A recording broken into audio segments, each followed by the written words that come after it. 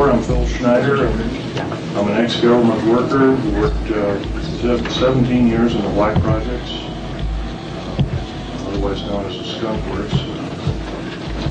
I worked predominantly helping to design and build extremely deep underground military basing. Thank you.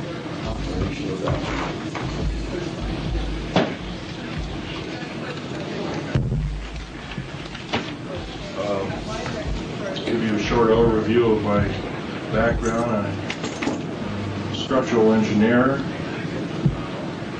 both aerospace as well as military applications.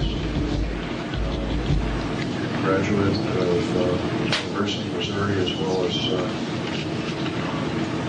University of Manchester, England. Primarily working at university. That's about it for me. I worked in Vietnam, got torn to pieces, shot, whatever. Took 5 years to recuperate, came back, patched me up, so to speak. Went to work for Morrison Knudsen, and from Morrison Knudsen I worked also with EG&G, Bechtel, Aerospatiale of France. Also worked with Fiat for a while, cars by Fiat. I did a lot of work overseas, but predominantly my field was underground mountain basing, also submarine basing.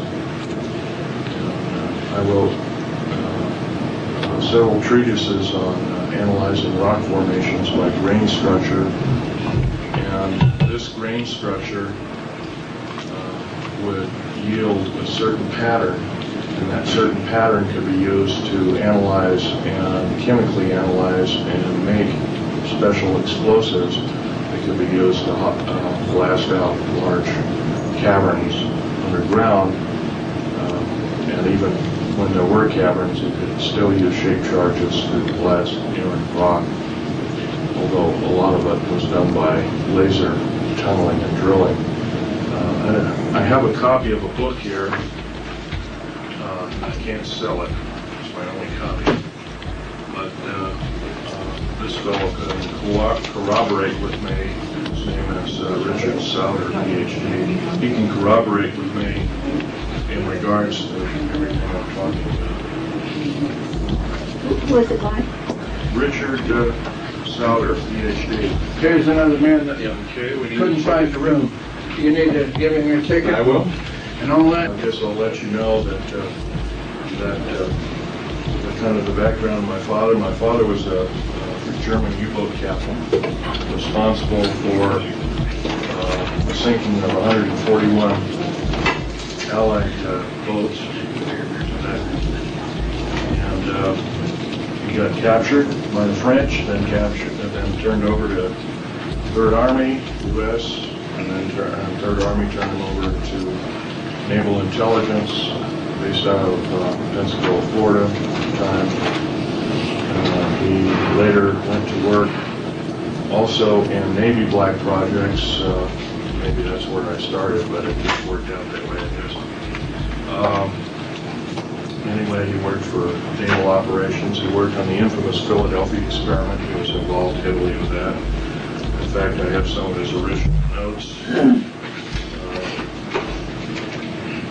Get it here.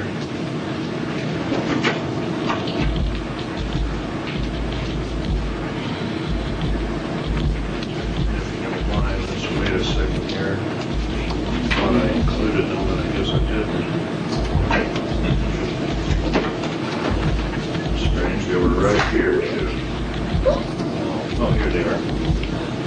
These are some of the original notes that he had to go to school to learn them at Berkeley. And they were discussing things like element 104, 105 way back in 1950, so obviously that school was a little more accelerated than schools normally of that particular day,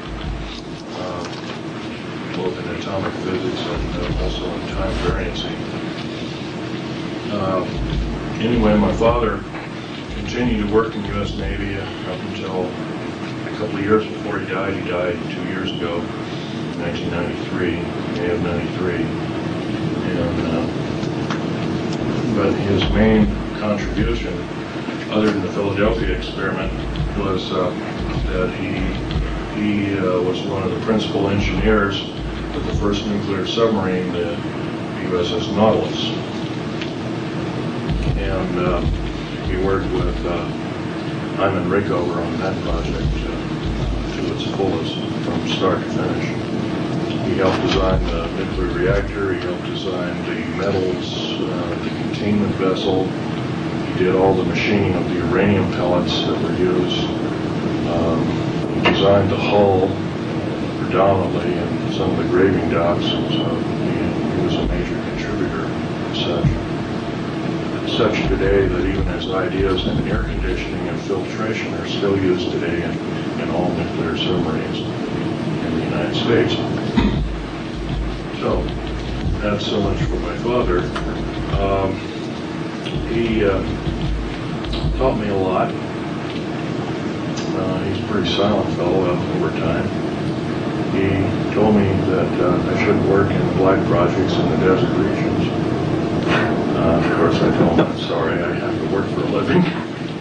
And in the early 60s, mid-60s, construction work didn't pay really tremendously. And that's where I got to start. One thing led to another. And when I went over to Vietnam, I got 10 times what a normal construction worker would get. But then the risk was pretty great too. And when I got hurt and recuperated some 5 years later, I got hurt in 1970, and by 1975 I was bouncing around again. And so at that time I went to work for a number of contractors who were primarily underground base builders. And of course, I might give you a brief overview. The first underground bases were basically old gold mines. Just the tunnels were already there. The first missile base, as a matter of fact, I believe it was in northern Montana. It was an old gold and silver mine. And the missiles are still in the old air shafts. The air shafts are re-drilled out and everything. They made a semi-hardened missile base out of an old gold mine, which is kind of unique, seeing the laser. Well, first, basically, the main part of the talk will deal with what I faced underground. Is there anybody here that is in the frame of mind that they can't take gore or that kind of thing? If there is, there might be a problem because I'm going to get rather graphic. I don't like it, but I can say it.